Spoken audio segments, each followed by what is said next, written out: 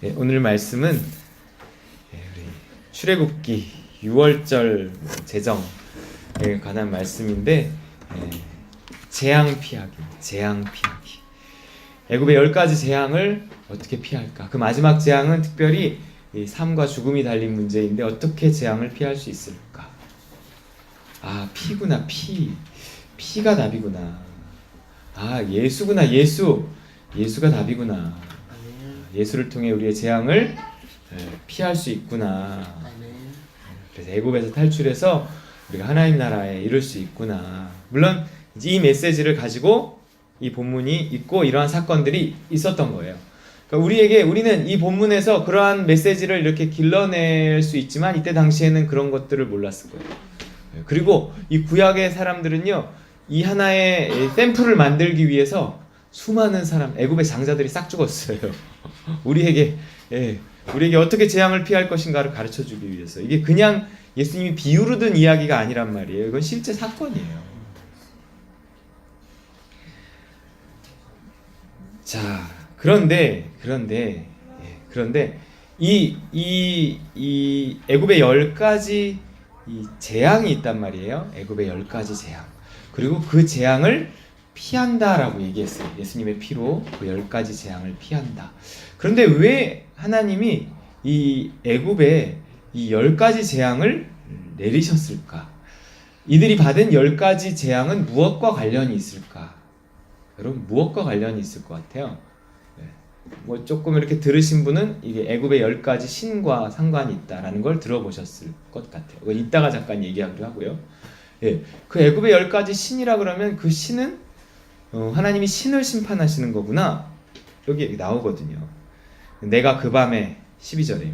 애굽 땅에 두루 다니며 사람이나 짐승을 막론하고 애굽 땅에 있는 모든 처음 난 것을 다 치고 애굽의 뭐라 그래? 모든 신을 내가 심판하리라. 나는 여호와라. 그러면 애굽의 10가지 뭐 피재앙, 개구리재앙 뭐 이런 것들이 다 그 연관이 있다는 것을 알 수가 있어요. 그런데 그들의 신을 심판한다는 것은 곧 무엇을 심판한다는 것인가? 왜 그것들이 신이 되었는가? 이런 생각을 해볼 필요가 있어요. 왜 그것들이 신이 되었을까요? 왜 나일강이 신이 되었으며 왜 개구리가 신이 되었으며 구체적인 얘기는 이제 다른 분의 글을 인용해서 조금 이따가 이야기를 하기로 하고요. 근데 가장 근본적인 배경에는 뭐가 있냐면 두려움이라는 게 있어요. 여러분, 두려움.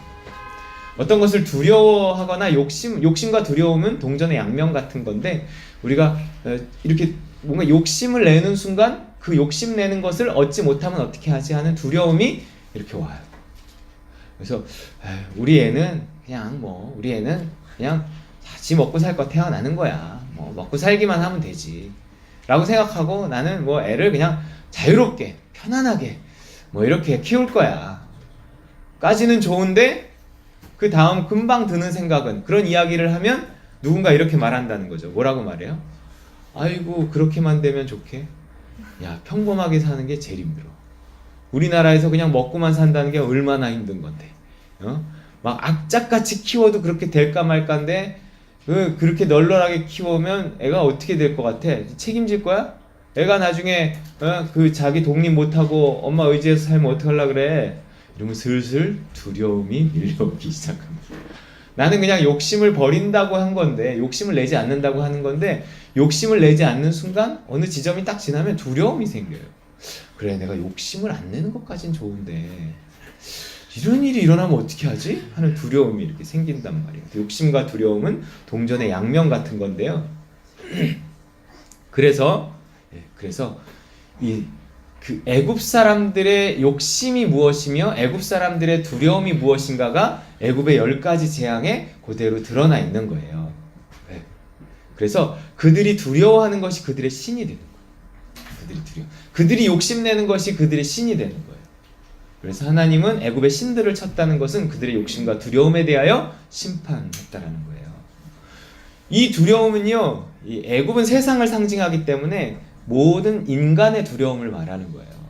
인간의 두려움과 인간의 욕심을 말하는 거거든요. 여러분은 다 두려워하고 욕심내는 대상은 다 달라도요, 두려움과 욕심이라는 것은 다 공통적으로 가지고 있다는 말이에요. 그러면 하나님은 그 두려움과 욕심에 대해서 심판하시겠다는 얘기를 하는 거예요. 여러분, 우리 삶에 두려움이 있으면 그 두려움은 인생을 실패하게 만드는 원인이 되어집니다. 여러분에게는 어떤 두려움이 있으신가요? 두려움은 사람마다 다 달라요. 욕심의 내용도 사람마다 다 달라요. 두려워하는 것이 다 달라요. 하지만 다 다르지만 그 10가지 재앙 안에, 10가지 신 안에 아마 다 들어가 있을 거예요. 여러분, 두려워하면 인생이 실패해요. 인생을 성공적으로 살 수 없어요. 왜일까요? 마태복음 25장 25절에 PPT는 제가 이따가 하나만 띄우겠습니다. 마태복음 25장 25절에 이런 말씀이 있어요. 두려워하여 나가서 당신의 달란트를 땅에 감추어 두었었나이다. 보소서 당신의 것을 가지셨나이다. 누가 한 말이에요? 1달란트, 2달란트, 5달란트 받은 사람이 있었어요. 예수님의 비유 중에 어떤 주인이 먼 여행을 떠나면서, 외국을 떠나면서 내가 돌아올 때까지 장사하라 이렇게 부탁하고 달란트를 맡기고 갔는데, 한 종에겐 1달란트, 한 종에게 2달란트, 5달란트 아시죠? 맡겼는데 2달란트는 또 2달란트를 장사해서 남겨 가지고 와서 칭찬받았고, 5달란트도 또 5달란트를 남겨 가지고 와서 칭찬받았는데, 1달란트 받은 사람은 어떻게 했어요?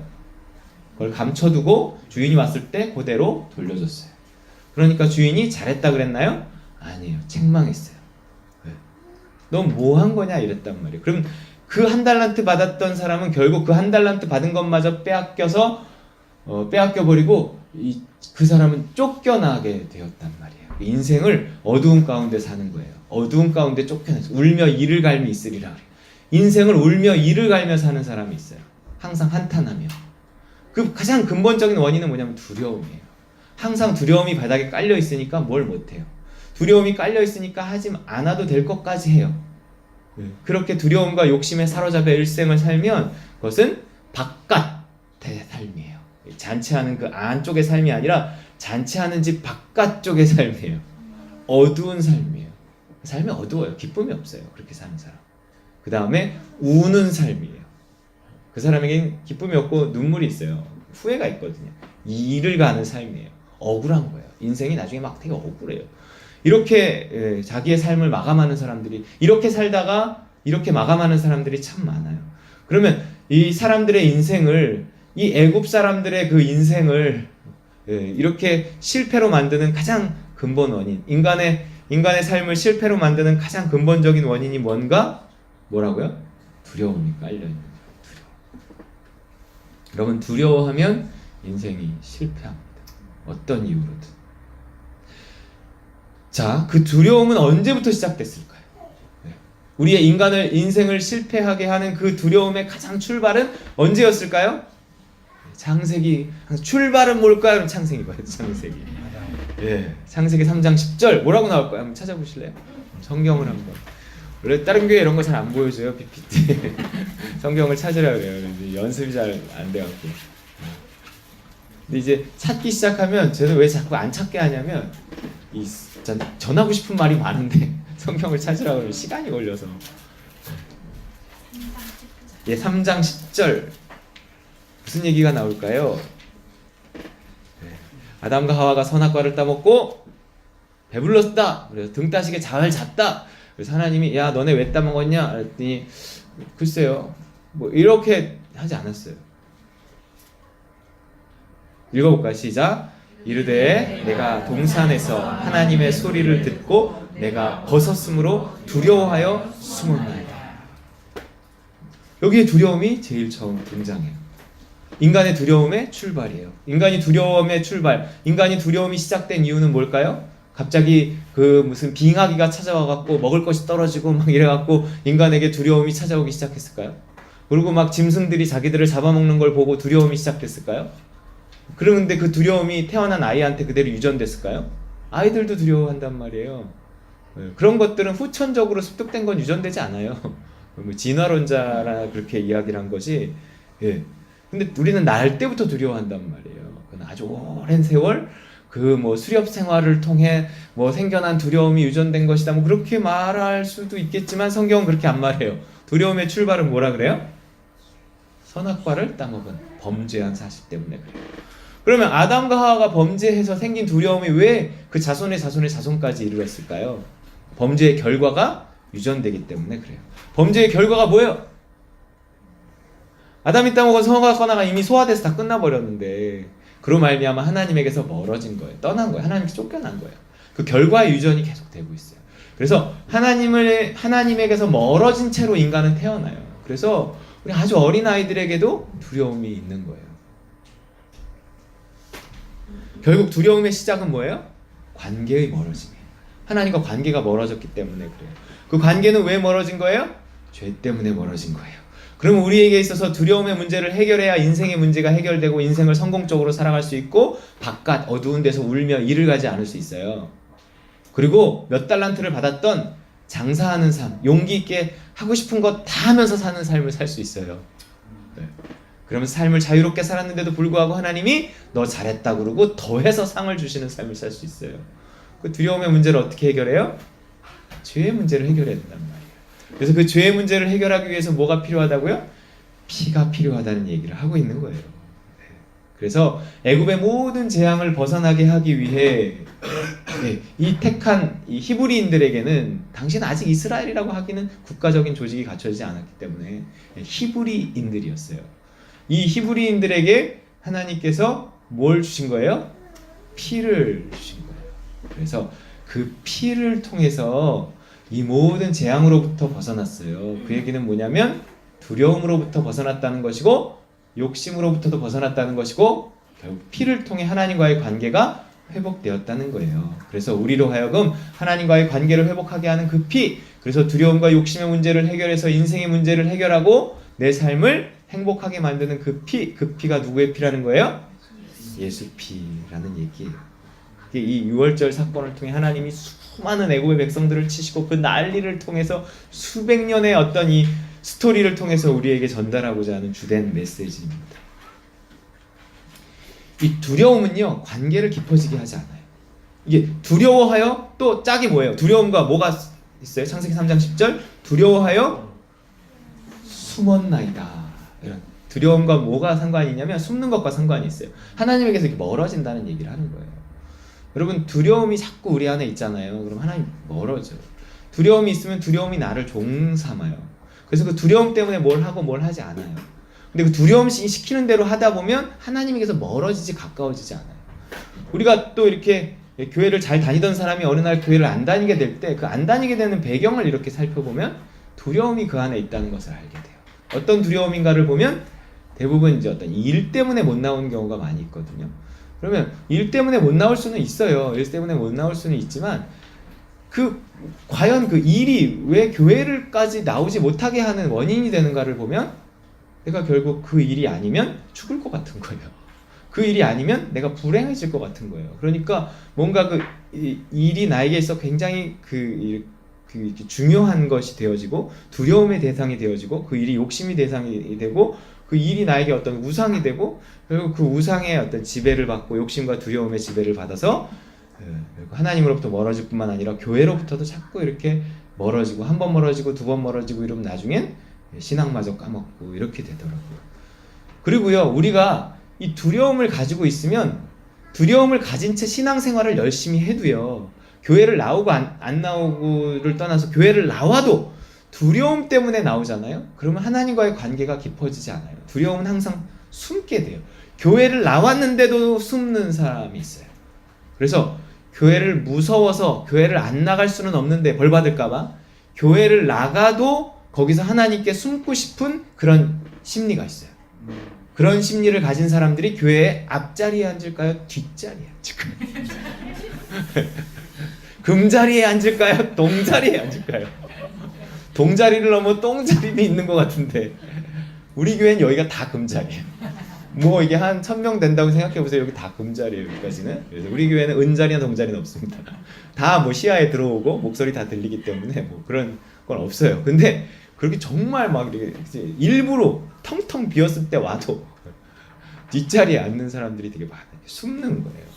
왜냐하면 두려움 때문에 나왔기 때문에 그 두려움이 어떤 심리적으로 이렇게 가지고 있어서 하나님으로부터 나왔는데도 숨는 거예요. 나왔는데도.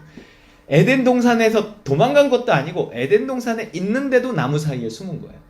그러니까 나무 뒤에 숨어야지. 항상 그 구절 볼 때는 나무 사이에 숨으면 다 보일 텐데 머리도 나빠진 것 같아요. 그래서 성경에 나와요. 동산 나무 사이에 숨은지라. 그 볼 때마다. 나무 뒤에 숨어야 되는데, 그죠? 이게 두려움과 숨는 거는 이렇게 붙어 다닌단 말이에요. 그래서 우리가 두려움을 가지고 신앙생활을 한다라는 것이 하나님과의 관계를 깊게 하지 않아요. 그러니까 두려워서 무엇을 하고 무엇을 하지 않아요. 그러면 두려운 마음에 헌금을 해도, 두려운 마음에 교회를 나와도, 두려운 마음에 예배를 해도, 두려운 마음에 막 가정 예배를 드리고, 두려운 마음에 막 뭔가를 해요. 자꾸 착한 일을 하고 뭘 하고 막 해요. 근데 그것이 결과적으로 그 사람의 신앙을 자라게 하는데 도움이 되지 않아요. 오히려 하지 않았으면 좋겠어요. 예를 들어서 하지 않고, 하지 않아도 하나님이 그 하지 않았다는 이유로 그렇게 이렇게 너를 금방 혼내시거나 그런 하나님이 아니다. 우리 아까 권영기 집사님이 하나님이 이렇게 그 여유가 있다, 유도리라 그래요. 유도리가 있다 이렇게 말씀하셨는데 맞아요. 그런 하나님을 좀 만나야 돼요. 아, 내가 아는 하나님이 그렇게 꼭 내가 믿는 하나님이 꼭 그런 분은 아니구나. 하나님 참 좋으신 분이다. 이렇게 하는 것을 내가 그동안에는 하면 안 된다고 절대적으로 생각했던, 그래서 두려운 마음에 그래서 하지 않았던 그 일을 한번 이렇게 해보는 거예요. 너무 큰 일이 아닌 이상은 해보는 거예요. 그러면서 하나님이 어떤 하나님인지 이렇게 배워가는 거죠. 물론 그럴 땐 하나님께 좀 물어야겠죠. 그게 이게 율법에서 복음으로 넘어가는 단계예요. 어려서부터 모태신앙을 가진 사람들은 율법적인 어떤 사고에 이렇게 갇혀 있을 수밖에 없거든요. 이렇게 배웠기 때문에. 근데 이것이 복음으로 이렇게 건너가야 되는데 커도 잘 건너가지 못하는 거예요. 이 커도 건너가지 못할 때 그 건너가는 단계에 있어서 좋으신 하나님을 만나야 되는데, 그러려면 하나님께 이렇게 묻는 신앙, 영적인 신앙을 이렇게 들어가야 돼요. 근데 그런 말을 들어보지도 못했고, 하나님이 말씀하시는 하나님이란 걸 들어보지도 못했고, 하나님의 음성을 들을 수 있다고 누가 얘기하면 그 사람은 이단이라고 생각하라고 목사님이 그랬고 막 이런 얘기를 들으면 영적인 삶으로 건너가지 못하고 계속 두려움 가운데 그냥 율법적인 신앙생활을 하고 결국 그 사람은 죽을 때까지 신앙이 어느 단계 이상 깊어지지 않아요. 왜냐하면 내가 두려워하는 대상은요, 두려운데요 뭘 더 이상 건너갈 수 없는 어떤 선이 있단 말이에요. 그렇기 때문에 두려움은 우리를 숨게 만들어요. 교회를 가도 심지어 앞자리를 앉아도 하나님에게 대해서 이렇게 숨어있는 사람들이 있어요. 두려움 때문에 그렇습니다. 그래서 이 두려움의 문제를 해결하지 않으면 신앙도 성공하지 못해요. 삶도 성공하지 못하고 신앙도 성공하지 못해요. 그래서 오늘은 그 두려움을 어떻게 이길 것인가에 관한 이야기입니다. 자, 두려움을 어떻게 이길 것인가? 요한 1서 4장 18절에 나와 있어요. 그것도 한번 오늘 찾아보겠습니다. 요한 1서 4장 18절.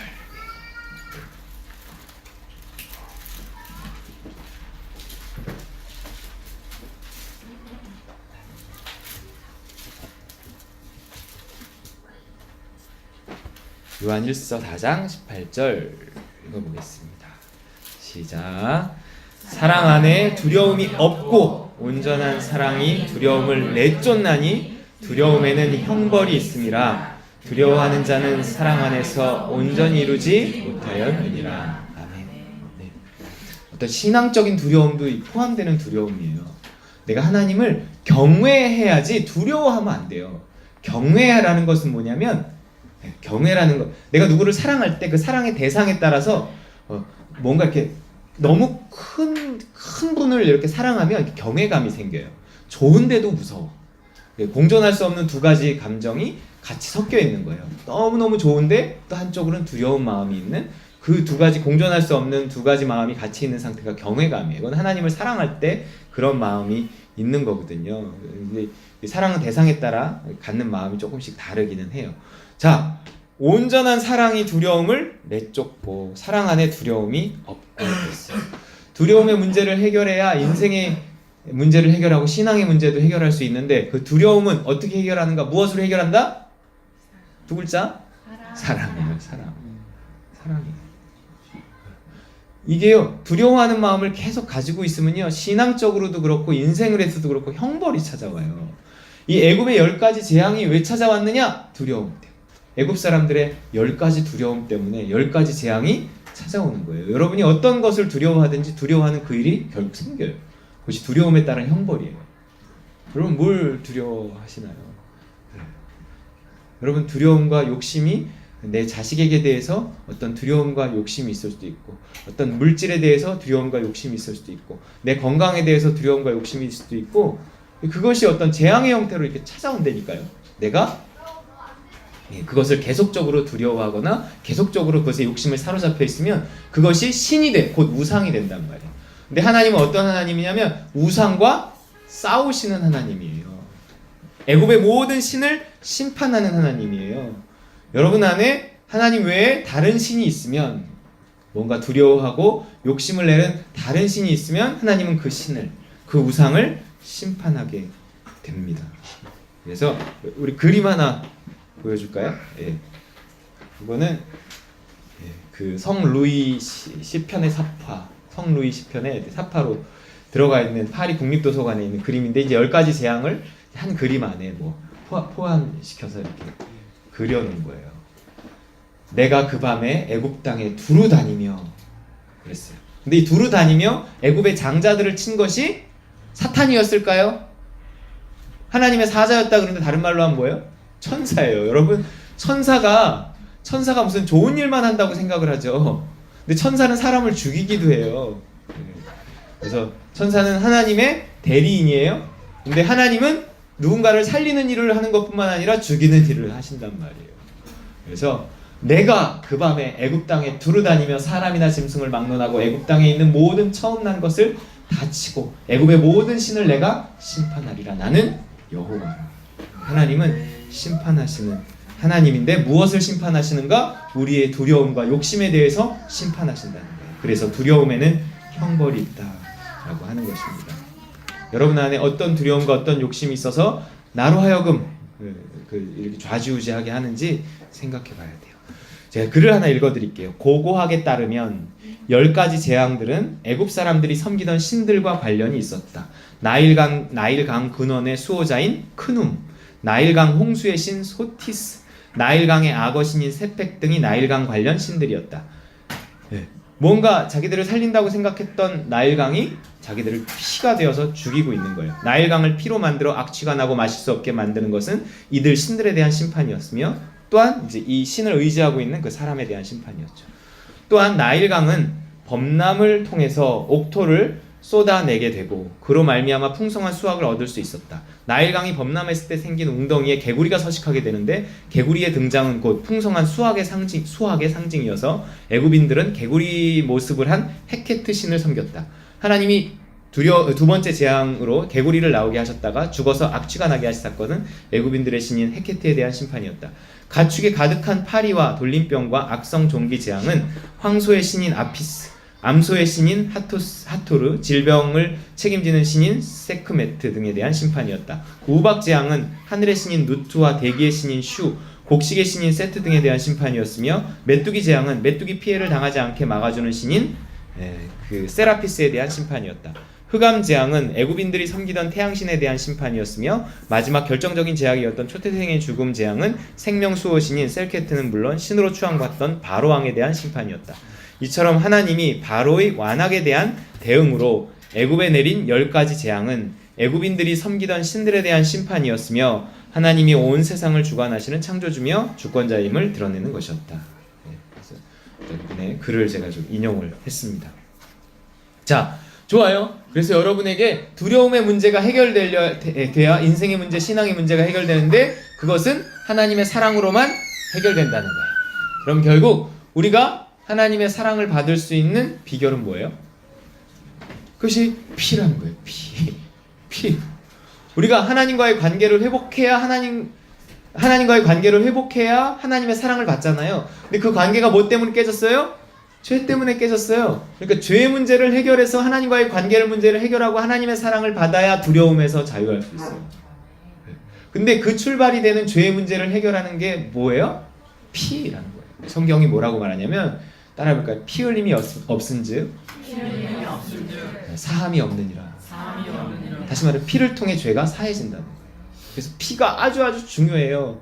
아까 라합의 밧줄 얘기도 했지만 빨간 끈을 내리라 막 이랬잖아요. 왜 하필 또 빨간 끈인가? 예수 그리스도의 피를 상징한다. 그럴 수도 있지만 눈에 잘 띄는 색이기 때문에 그럴 수도 있어요. 어쨌든 성경에는 피에 대한 이미지, 피에 대한 이야기들이 많이 있습니다. 구약 성경 내내 짐승의 제물을 통해서 그 피를 그 엄청나게 하나님의 하나님이 임재하고 있다고 상징되는 그 성막에 항상 피를 뿌렸어요. 그 피가 없이는 하나님을 만날 수 없었어요. 그래서 아주 이 피가 막 흥건했던 항상 이게 그 성소와 지성소를 가르는 그 휘장은 피를 뿌려갖고 아마 그 피가 그 휘장에 엄청나게 엉겨붙어 있었을 것이다. 그래서 그 무게만도 엄청날 것이다 이렇게 얘기했죠. 예수님이 십자가에 달려 돌아가실 때 그 휘장이 위에서부터 아래로 쫙 찢어졌죠. 너무 많은 피를 뿌려갖고 그랬던 것 같아요. 예수 그리스도의 피가 그 휘장에 뿌려지니 이제 그 휘장이 쪼개지고 지성소와 성소의 구분이 없어지고 그래서 우리가 지성소에 계신 하나님께 담대히 나아갈 수 있게 된 것이죠. 창세기 3장 21절 이런 말씀이 있어요. 여호와 하나님이 아담과 그의 아내를 위하여 가죽옷을 지어 입히시니라 그랬단 말이에요. 이게 무슨 얘기예요? 언제적 얘기예요? 인간이 범죄하고 에덴에서 쫓겨나니까 그들에게 부끄러움을 느끼기 시작했단 말이에요. 하나님에게서 멀어진 인간의 특징 중 또 하나는 부끄러움이에요. 부끄러움. 두려움만 느낀 게 아니라 부끄러움을 느꼈어요. 한 번도 누가 벗었다고 그것이 부끄러운 일이라고 말한 적이 없는데도 스스로 부끄러움을 느낀단 말이에요. 그래서 그 부끄러움을 해결하기 위한 욕심. 내가 계속 부끄러운 채로 살고 싶지 않거든요. 그래서 부끄러움으로 벗어나기 위해서 끊임없이 무언가로 자신을 가리고자 하는 욕심이 생겨요. 그게 또 인생을 굴러가게 하는 또 하나의 힘이란 말이에요. 그래서 사람들은 끊임없이 자신을 무언가로 가려야 돼요. 왜 배워야 돼요? 배운 걸로 가리려고. 왜 벌어야 돼요? 번 걸로 가리려고. 무언가 자존심의 문제가요. 인생에서 굉장히 중요해요. 이 자존심이 상하지 않으려는 두려움, 그리고 자존심을 지키려는 욕심, 이런 것들이 또 인생을 이렇게 굴러가게 한단 말이에요. 그래서 그 자존심의 문제, 그 부끄러움의 문제를 또 무엇로 해결한다는 거 예수님이 말씀하시는 거예요? 피로 해결한다고 말씀하시는 거란 말이에요. 그래서 이 가죽옷은 가죽이 짐승의 가죽을 벗기려면 피 없이 벗길 수 있어요. 털도 아니고 가죽을 벗기려면 어떤 짐승이 죽었을 거란 말이에요. 그래서 그 죽은 짐승의 그 피를 통해서 부끄러움의 문제, 그 피를 통해서 두려움의 문제를 해결한다고 이야기하고 있습니다. 처음부터 방법이 나와 있는 거예요. 피예요, 방법은. 히브리서 2장 14절 15절 한 군데만 더 찾아보겠습니다. 히브리서 2장 14절 15절이에요.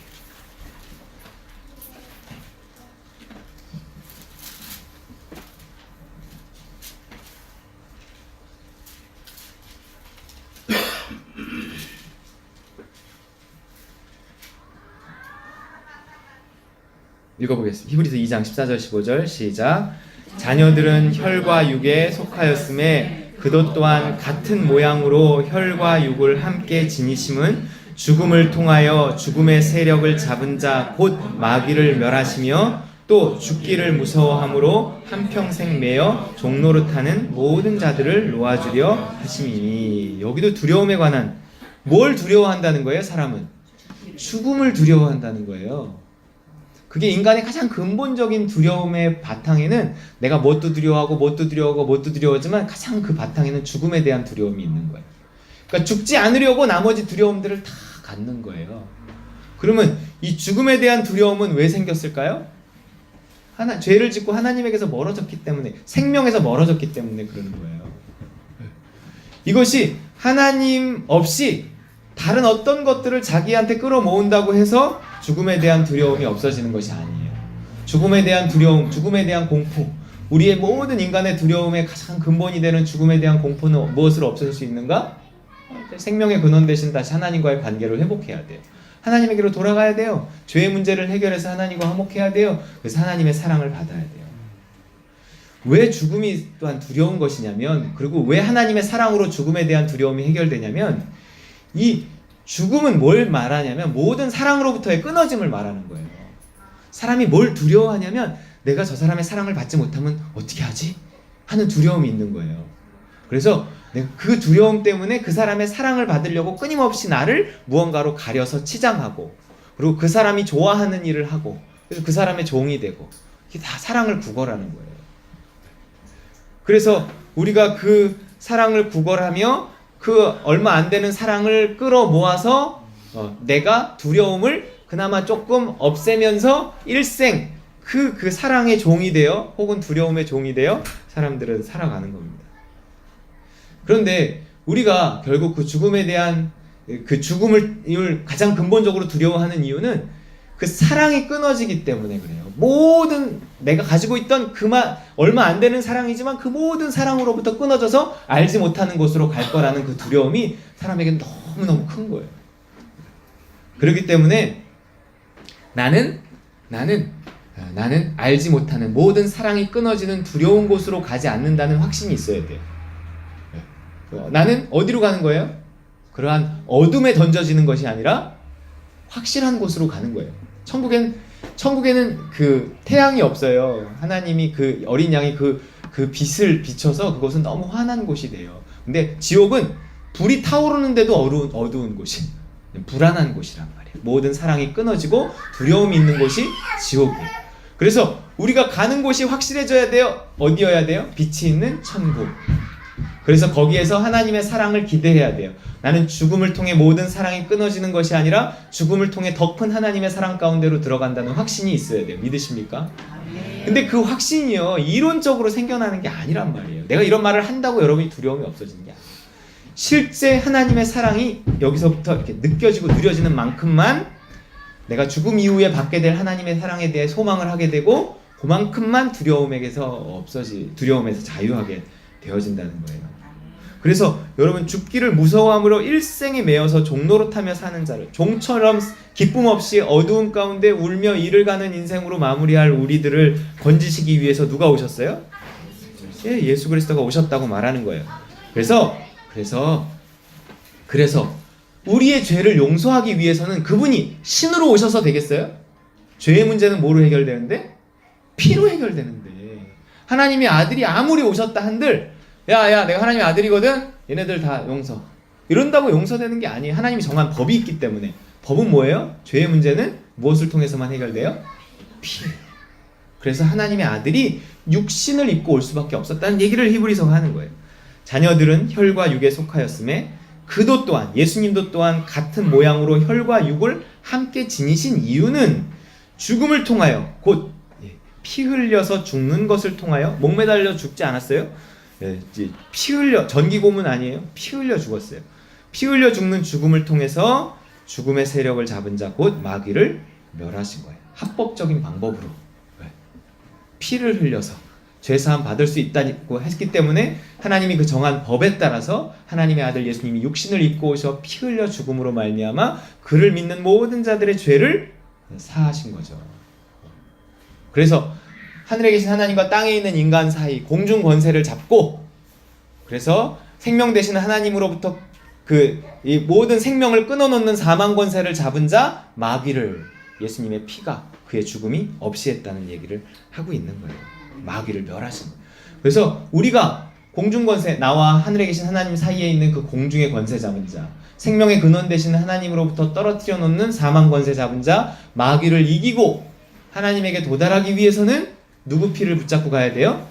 예수 피를 붙잡고 날마다 실질적인 하나님의 사랑을 받아야 돼요. 그래서 내가 날마다, 아침마다 맨날 똑같이 하는 얘기 테이프 좀 잠깐 틀겠습니다. 아침마다 예수 그리스도의 그 피를 붙잡고, 내가 그리스도가 나를 대신해서 죽었으며 또 내가 그리스도와 함께 죽었음을 선포하고, 내가 세상 나라에 대해서 죽고 하나님의 나라에 대해서 이렇게 살아나야 돼요. 살아나는 건 내가 신경 안 써도 돼요. 잘 죽으면 잘 살아나요. 죽은 자는 부활해. 예수님은 부활에 신경 쓰지 않았어요. 죽는 것에 신경 썼어요. 그랬더니 하나님이 그를 일으키셨단 말이에요. 그래서 아침마다 또 살아나는 나의 염려, 두려움, 걱정, 이거를 그리스도의 십자가의 피공로를 붙들고, 그리스도가 나를 위해 피 흘려 죽으셨다, 내가 그 피로 말미암아 모든 죄 사함 받았고 난 하나님과의 관계가 회복됐다, 난 오늘도 하나님의 사랑으로 살아갈 것이다, 하나님 도와주옵소서, 하나님 오늘도 그 하나님의 사랑 가운데 거하게 하옵소서, 하나님 내가 선하게 판단을 주님께 맡기고 오늘도 정말 믿음대로 주님의 명령대로 살아서 그 하나님의 사랑을 더 충만히 받아 이 모든 두려움과 염려에 종된 것으로부터 자유할 수 있게 하나님 도와주옵소서. 그래서 눈을 떴을 때는 하나님의 나라여야 돼요. 거기가 내가 세상 나라에서 눈을 감았지만 기도를 끝내고 눈을 떴을 때는 하나님의 나라여야 된다고요. 그래서 그 하나님의 나라만이 두려움이 없어요. 거기는 죽음이 없기 때문에 그랬어요. 하나님의 나라엔 죽음이 없다고 말하잖아요. 성경에 나오잖아요. 천국엔 죽음이 없어요. 그거는 죽은 자만이 들어가요. 내가 기도를 통해 십자가를 통해 죽었기 때문에 하나님의 나라에서 눈을 떴고 거기선 다시 죽지 않아요. 죽음이 없어요. 내가 하나님 나라에 속하는 순간, 그래서 죽음이 없는 곳에 도달하는 순간 죽음에 대한 두려움은 사라진다는 거예요. 그러면 모든 나머지 두려움이 덩달아 사라져요. 죽음의 뿌리이기 때문에 뿌리를 없애면 나머지 두려움은 사라집니다. 그래서 개별적인 두려움과 싸우기보단 두려움의 임금이 누구냐면 죽음에 대한 두려움. 그리고 이 죽음에 대한 두려움, 곧 사망, 이것은 사망 권세 잡은 자 마귀가 꽉 붙잡고 있는 거기 때문에 예수 피로 그 마귀와 싸워서 이기고 죽음에 대한 두려움으로부터 자유로워져서 한평생 매어 종노릇하는 것으로부터 자유로워지는 거예요. 그러면서 정말 하나님 나라의 그 자유, 부활의 영광, 그 행복을 누리며 하루를 살아가는 것입니다. 그럴 때 그렇게 죽음으로 하루를 시작해서 하나님 나라에 살아갈 때 두려움을 이기면 내 인생이 풀리고, 두려움을 이기면 나의 신앙의 문제도 더 해결돼서 하나님에게 가까이 다가가면 우리 삶의 열매가 맺혀져요. 제가 마지막으로 이 구절 읽고 마치겠습니다. 요한복음 12장 24절 우리 또 어차피 찾았으니 같이 한번 읽고 오늘 말씀을 마치겠습니다. 요한복음 12장 24절. 말씀 길었는데 항상 이 정도 되나요? 네, 잘 들어주셔서 감사합니다. 요한복음 12장 24절이에요. 읽어볼게요. 죽은 사람에게는 무엇이 찾아오는가? 죽은 사람의 인생에는, 신앙에는 무엇이 찾아오는가? 네, 시작. 내가 진실로 진실로 너희에게 이르노니 한 알의 밀이 땅에 떨어져 죽지 아니하면 한 알 그대로 있고 죽으면 많은 열매를 맺느니라. 할렐루야. 성령의 열매, 삶의 열매, 신앙의 열매, 인생의 열매, 다 그 열매가 이 죽음, 그 죽기 위한 예수 피. 그래서 그 피를 통해 우리가 생명 가운데 들어가면 있기로 돼 있던 모든 재앙들도, 어떤 사람의 인생에 있기로 돼 있던 재앙들이 있어요. 유전적인 요인도 많거든요. 네. 그것도 우리가 유전적인 요인도 죽음 이후에 나타나면, 내가 죽은 다음에 나타나면 그 살아있는 동안에 그 유전적인 요인의 지배를 받지 않는 거예요. 그런 것들조차도 하나님 나라에는 없기 때문에 내가 어떻게든 죽음을 통해 하나님 나라에 날마다 들어가면 있기로 되어 있던 재앙조차도 내가 피해서 그 예수 피를 통해 그 패스오버, 6월절 어린 양의 피를 통해서 내가 그 모든 재앙을 이렇게 넘어서서 정말 하나님 나라 안에서 천국을 시작되는 행복한 삶을 살게 될 것입니다. 이 복이 저와 여러분에게 넘치기를 주의 이름으로 축원드립니다.